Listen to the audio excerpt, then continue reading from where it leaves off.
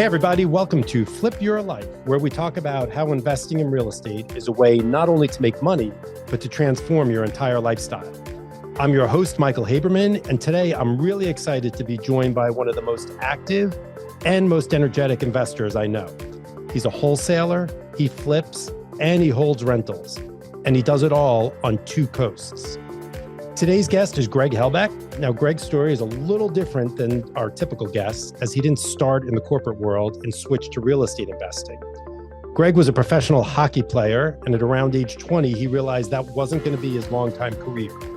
So he started taking some college classes, and while in college, he and some friends realized that real estate was what they wanted to pursue. And as you're about to hear, it was a pretty good decision, one that has worked out both financially, but also allows him to live the life he wants to live. So if you want to learn about all aspects of real estate investing and how to do it while truly living your life, this is the episode for you. Greg, welcome. I'm really excited to have you here. Me too, Mike. I love the podcast you've been putting out, so I'm honored to be a guest. Well, thank you. So let's start. I always want to start and just level set for people before we get into how you got there. Let's talk some of the numbers. You probably don't have it all off the top of your head, but how many wholesales do you figure you've done over the past how many years? How many flips do you think you've done? How many rentals do you own?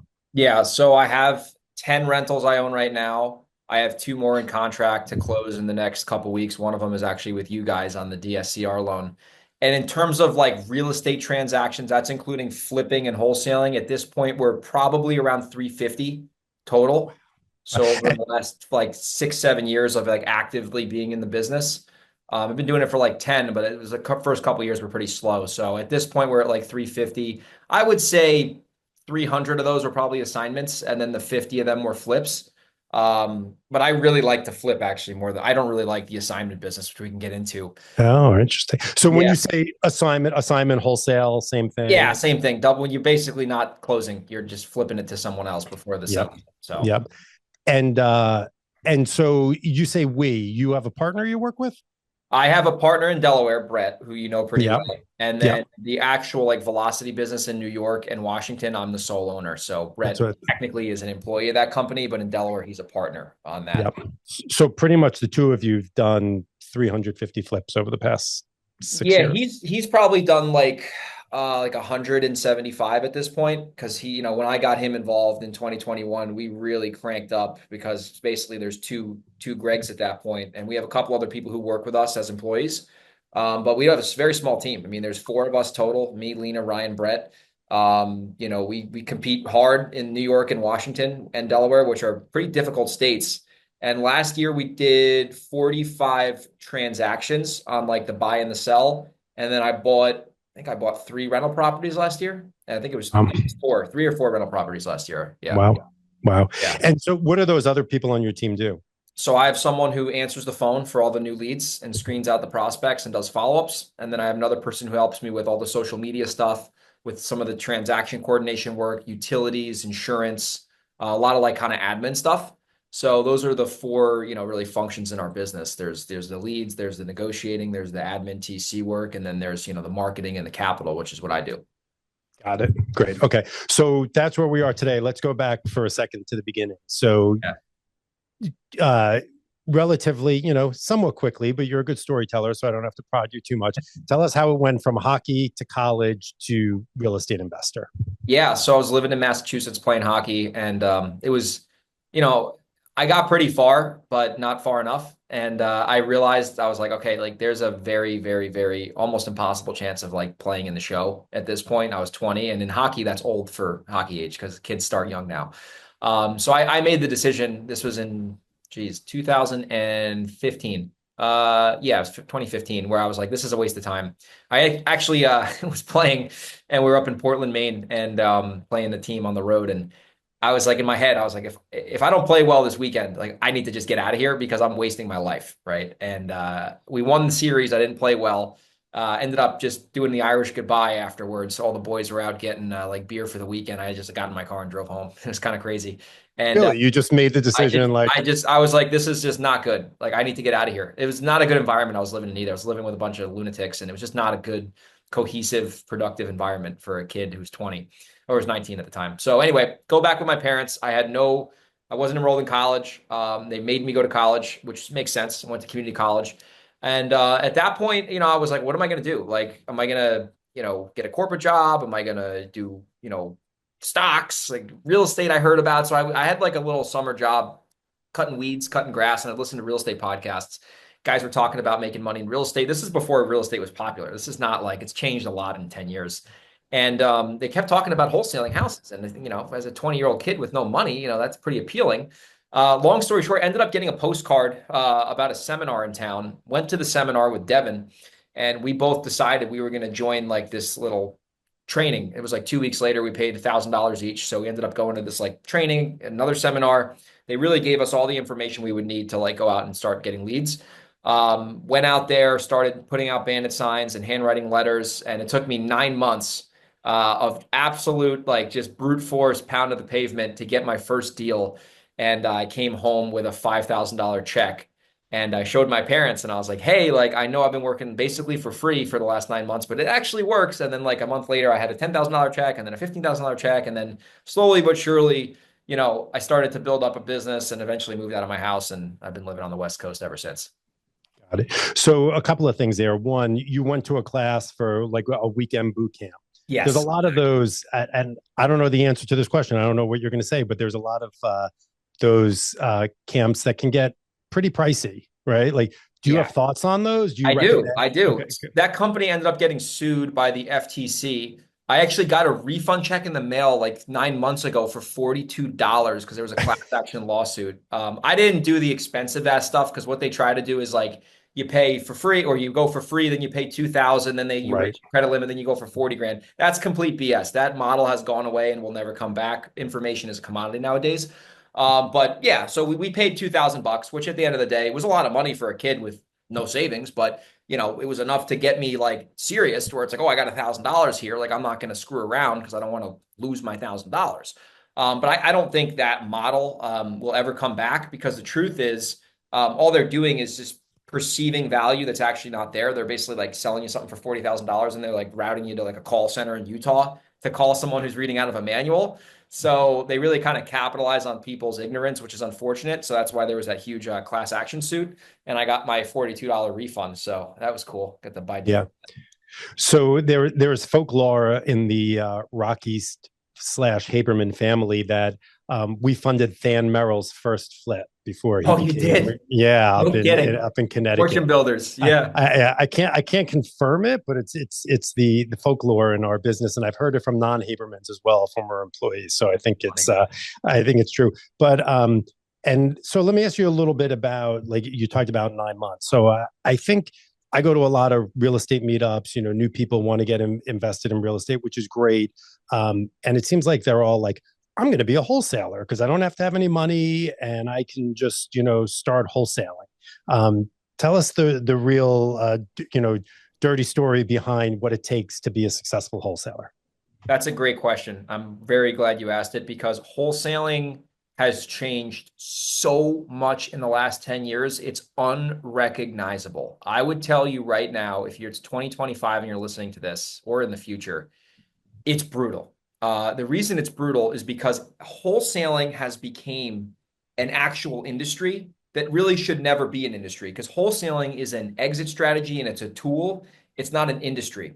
So when I got started in wholesaling, it was 10 years ago, like literally 10 years ago, no competition, wasn't popular. There was maybe 4 podcasts out there total that talked about it.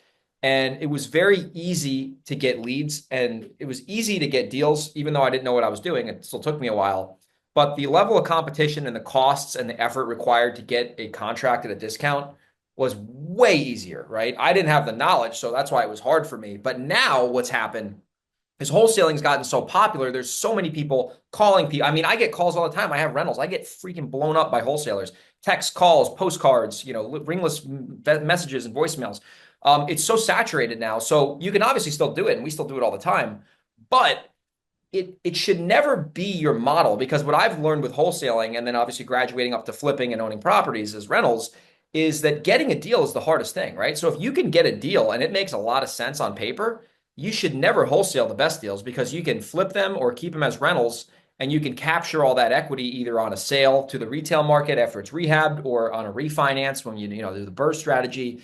So I think nowadays you should go into the business as a real estate investor. And if you're like, well, I don't have any money, you could partner with somebody who has money, who has experience, and you can bring them leads and then they can fund the deals and you can do some sort of a split. But yeah, I think just being a wholesaler now it's really and it's also getting regulated. Like out here in Washington, there's some new laws that are passing that are really going to be, you know, you know, bad for wholesalers. And same in Pennsylvania. There's a law in Philadelphia. There's a law in South Carolina. It's getting really regulated. So I think you just got to look at it as a tool and not a business model. And a lot of these wholesalers, I mean, I've bought deals from wholesalers myself. They've made $100,000 plus assignment fees. And I'm just like, you guys are knuckleheads. You should buy this. Why are you not buying this? So Yeah. that's my thoughts on it. I mean, we still use it, but you know, it's not our end all be all for sure. Yeah. And it takes capital to find these leads now, Oh right? yeah. And you need to Yeah. have earnest money. Like you know, you have to be willing to put, I mean, especially if you're in New York or New Jersey, like if you're not putting down at least $1,000 at bare minimum, you're not even serious. I mean, a lot of these deals I'm putting down, you know, 17, 20, 30, 40 grand in a deposit because I'm serious, right? Yeah. So you can't just get away with like, you know, no money down real estate. That doesn't really exist. So then how do you decide? You said, how do you decide if something's a wholesale, a flip, or a rental?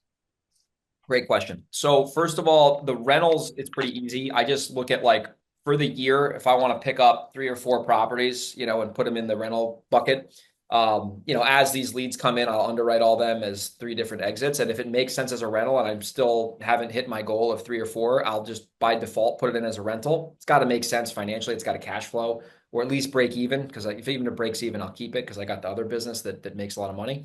And then also the rental, it needs to be in a good location. Like I'm not a fan of buying like really cheap beat up rental properties in like really bad neighborhoods that aren't like decently appreciating. Like that's why I like the Hudson Valley a lot because every area is hot and it's expensive. And you can attract a better tenant. So location, and then depending on how many properties I've already bought for the year, as I look at kind of tax savings. In terms of flipping and wholesaling, so a wholesale deal is usually a property that's a little bit outside our core area. Like if it's like a rural property, maybe in like the middle of nowhere, Orange County, and there's not a lot of comps, and it potentially could be a pretty big rehab project. We will usually wholesale those off because I think that personally there's a lot of risk there, but maybe another investor doesn't see that and they have no problem with that.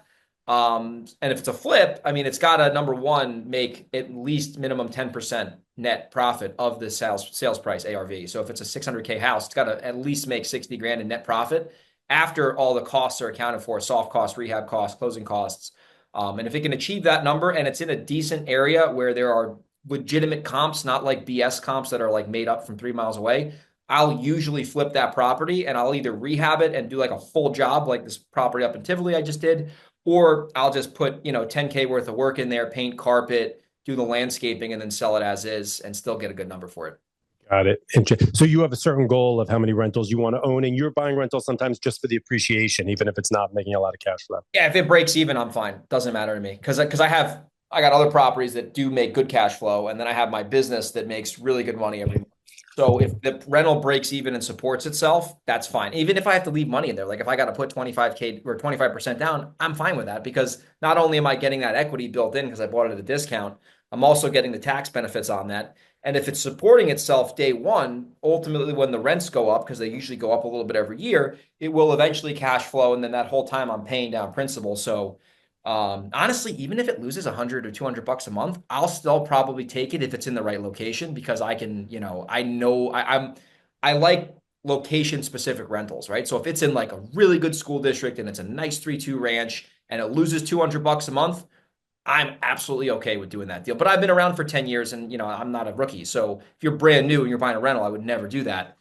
You got to have a lot of experience and have other income sources that could support a $200 a month loss. So you're playing the long game of either you know the rents will go up and you'll get cash flow, and or it's going to appreciate over time and make it worth it. Yeah, well, it's going to appreciate over time for sure. And then I'm also still buying it at a discount. So I have that built-in equity. So Yeah. like, you know, if it, like deal we're doing right now, I think it's a 150 property value. I'm picking it up for 108 and I'm getting a loan for 75% of 108. So there's not only is there built-in equity on the discount, but there's also my own equity I'm contributing to the deal. So there's a nice margin there between what I'm going to owe on it versus what it's worth. And that one will actually cash flow too, because it's got pretty good rents for the area. So we talked a bunch about your business, Greg. Now I want to talk a little bit about your life, right? So looking at you on a Zoom, I see you work from home in a backwards baseball cap and t-shirt. Tell us a little bit about tell us about what your day looks like. And I know no day's the same, but give us an idea of when you're your own boss, when you're living off real estate, what your life can look like. Yeah, that's a great question. And I think people got to realize like you get in this business for the lifestyle, right? And I think a lot of people sometimes, and I'll get into the answer in a minute, like they create this business that becomes a job. And then and this still happens to me. Like it's not like it's just easy every day. I'd be lying if I said that. But you have to start with the lifestyle first and then back the business up afterwards and try to reverse engineer it. So my typical work day, I get up. I do live on the West Coast in Seattle, so I am 3 hours behind New York, which can be a problem sometimes. So I try to get up in between 6 and 6:30 Pacific time, which is really 9 and 9:30 Eastern. And I generally, if I get up at that hour, I will not look at my phone for the first couple hours of the day. I'll read a book. I'll do any sort of project-based work that doesn't require email or cell phone. I'll write down my goals, drink a cup of coffee, take the dog outside, whatever. So I'll do just kind of like me time for the first, hour and a half. And then at that point, like around 8 o'clock Pacific, we have our little team meeting where we just go over any leads, offers, any action items we do. So that takes 25-30 minutes. And then at 8:30, which is really 11:30 Eastern, then I get into emails, phone calls, returning text messages, dealing with any like pressing issues if there's a closing going on. So I'll do that kind of work for 2-3 hours and kind of just tidy up business. And then I'll usually go to the gym at that point. I'll work out, for an hour. I'll go on the treadmill, the bike, do some weights, come back, have some eggs, and then I'll pretty much work at that point up until about 4 or 5 o'clock. Same stuff, emails, phone calls, offer reviews, anything regarding capital for deals, stuff I need for refinance loans. And then I'll wrap her up around 4:30, 5 o'clock. Sometimes we go a little late depending on the day, but I try to really, cap the day off around like 5 o'clock. And then I really try to take my phone and keep it in my office because, if it's 8 o'clock Eastern, not much is going to happen, right? I always tell tenants, if there's a fire at your house, which would be very unfortunate, you don't want to call me. Like I'm not the fire department. You want to call the fire department, it's the truth. So yeah, I wrap her up around 5:30. And then, right now it's Stanley Cup playoff season. So I'm watching hockey till 10 o'clock. I play hockey still. So I play in men's league. I play public hockey. So I definitely didn't have that when I started. I was really like the first couple of years, I was like really, pedal to the metal, working hard to get that momentum and that capital. But once you get some momentum and you have experience, you can start to work smarter versus not necessarily harder. But even on the weekends, I still will do stuff on the weekends, like work stuff if it's important. If there's a good lead we need to buy, we'll take it down on the weekend. If there's stuff that needs to happen, I got to go out to a site in Washington and see something, I'll go. But you got to really be intentional. Like, hey, if I'm going to do this activity or this thing, like what is the potential outcome? Is it going to result in a deal? Is it going to result in a waste of time? So that comes with experience, but yeah, I'm still working hard. I'm just definitely being really careful with the beginning and the end of my days and trying to keep all the work kind of in the middle so you don't get overwhelmed. Because this business, working from home is a double-edged sword because your office is always here. Yeah. So Yeah. you got to Yeah. take it, I always find that interesting. Sometimes people want that work life balance kind of thing, right? Yeah. And but what you said about working on weekends strikes me, right? Because if you like what you do, and in some ways, I think sometimes the more integrated it is, the better it is in a way, right? Because Exactly. you don't think of like, oh, work time. Oh, it's a Tuesday afternoon and it's quiet, so I'm going to go for a hike for 3 hours. I don't care that it's quote unquote the middle of the workday. But then if something pops up on the weekend that I have to do, I'll do it. Exactly. I play hockey every Friday at 11:30 and I put my phone in the locker room. I don't touch it for 2 hours. And I have earned that right through 10 years of grinding. And I still get everything done. Everything still gets done. It's magic. Like before the get on the ice and then after I get off the ice, I'll get work done, right? It's always going to get done. I'm very good with communication and getting back to people. And I think when you're, self-employed and, the buck stops with you, you just got to know like whatever you're doing has to be productive, right? Because no one's going to be like, oh, did you do your work today? It's like, if you didn't do your work, your results will suffer over time. So you got to make sure, and at least in our business, we have a little company scorecard. How many leads came in? How many offers got made? This is on a daily basis. How many leads came in? How many offers got made? How many contracts got signed? How many closings happened? What was the revenue? That's it. And then we look at that scorecard and I can make decisions as an owner saying like, oh, shoot, we got to, get more leads in, or we got to offer on more of these leads, or we're not converting these offers. What's going on? And I can see like the gauge of my business. So then, if there's a problem, which always happens, we can fix it with data versus just making speculations. What do you read? You said you read in the morning. What do you like to read? Yeah, I'll give you my like list of like top books I've read. I like to read a lot of the same books over and over again versus just like reading all these different books. So my staples are Atomic Habits by James Clear, which is extremely popular. I'm rereading that right now actually for like the fifth time. Chris Voss, Never Split the Difference. It's a really good communication book. Darren Hardy, Compound Effect is a great book on just consistency, momentum, building up good habits. Gary Keller, The One Thing is a book I've read probably 10, 15 times at this point. All the Brian Tracy books and Napoleon Okay. Hill and I was just going to ask you if you ever read Think and Grow oh Rich. yeah, yeah, Yeah. many times. That's a great, but that's a thick book too. You got to really pay Yeah. attention on that one. It's not an easy read. But what's another one? Earl Nightingale. I like reading all the old classic guys. I'm not a big fan of like the new age guru. I like going to the source, right? Because a lot of these guys just rip off the old guys' stuff. So I like going to like Brian Tracy, Jim Rohn, Earl Nightingale, Zig Ziglar. So the classic guys from like the 60s and 70s is where I find the most wisdom. And Hmm. then I also read technical books. Like right now, we're going big into like Google advertising.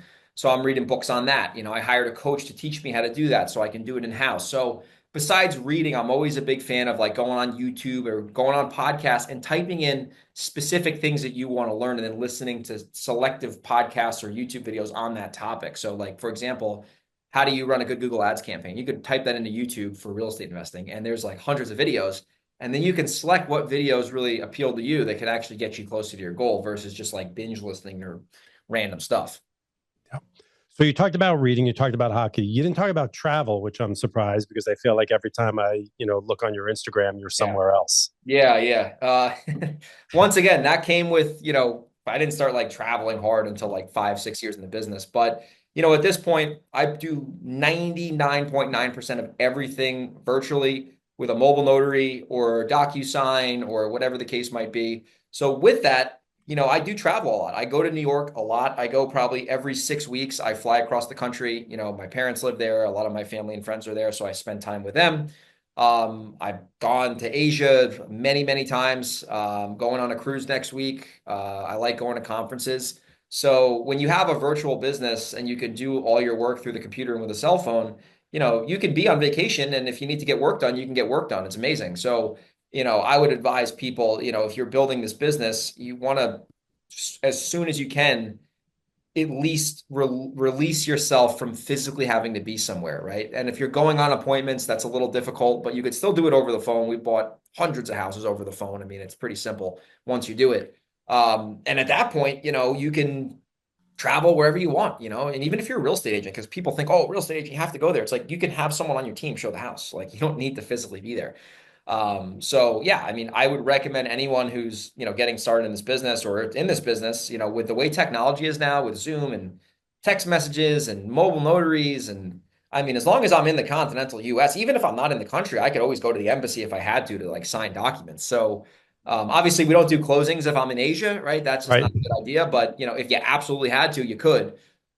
So it really just allows you to go on vacation and not worry about work falling apart. Because if you need to check in, you can go plug into your laptop for a couple hours and get some work done, right? As long as you got Wi-Fi. So it's been cool, man. I've been able to see some really cool places and take my family on vacation, which is crazy, because they used to take me on vacation, So it's kind of cool how that flips around a little bit when you get in this business. But yeah, it's awesome, man. I mean, it's especially I'm a big sports fan, so I like going to baseball games and hockey games and going to football games in different cities. And I think this year I'm going to definitely try to check out some Stanley Cup playoff games once the There rounds you start go. advancing. So it's cool to be able to just hop on a plane and go somewhere for a couple days and go back, and it's like business doesn't stop.